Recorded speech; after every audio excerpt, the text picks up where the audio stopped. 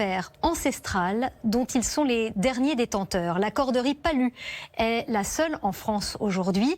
Dans un bâtiment de plus de 180 mètres de long, Stéphane et ses équipes tissent leurs cordes à la main.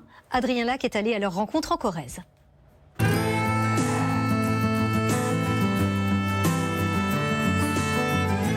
Un atelier de 280 mètres de longueur afin de pouvoir travailler au long et câbler des cordes de plus d'une centaine de mètres. La corderie Palu est la dernière en France à utiliser ces méthodes traditionnelles sur d'aussi grandes longueurs.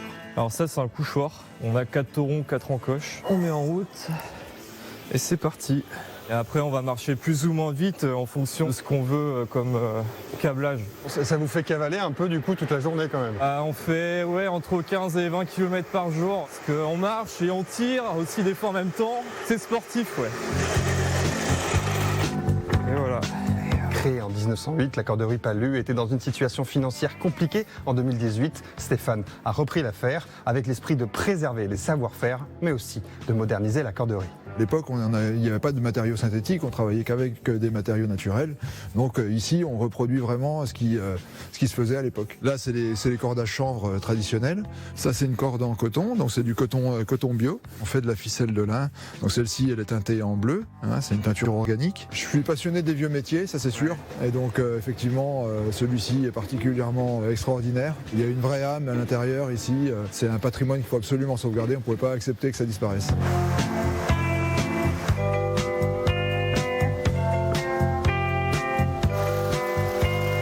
En 2020, des archéologues ont découvert une toute petite corde de 6 mm qui pourrait bien dater d'il y a plus de 40 000 ans, bien avant même l'invention de la roue, il y a 7 000 ans. L'histoire de la corderie remonte aux premiers âges de l'humanité. Et on arrive dans la corderie dite moderne, ce qui a remplacé progressivement les ateliers au long, avec des cordages synthétiques et des moyens de production qui sont beaucoup plus compacts, beaucoup plus rapides. Notre objectif, c'est vraiment de se servir de cette modernisation pour alimenter, conserver ce savoir-faire artisanal.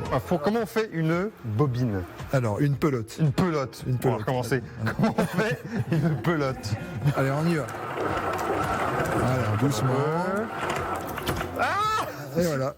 C'est bon? Non, c'est pas bon là. C'est pas terrible. Bon, elle est un petit peu moche la pelote. Un petit peu, mais c'est pas mal. Pour un début, franchement, c'est une première.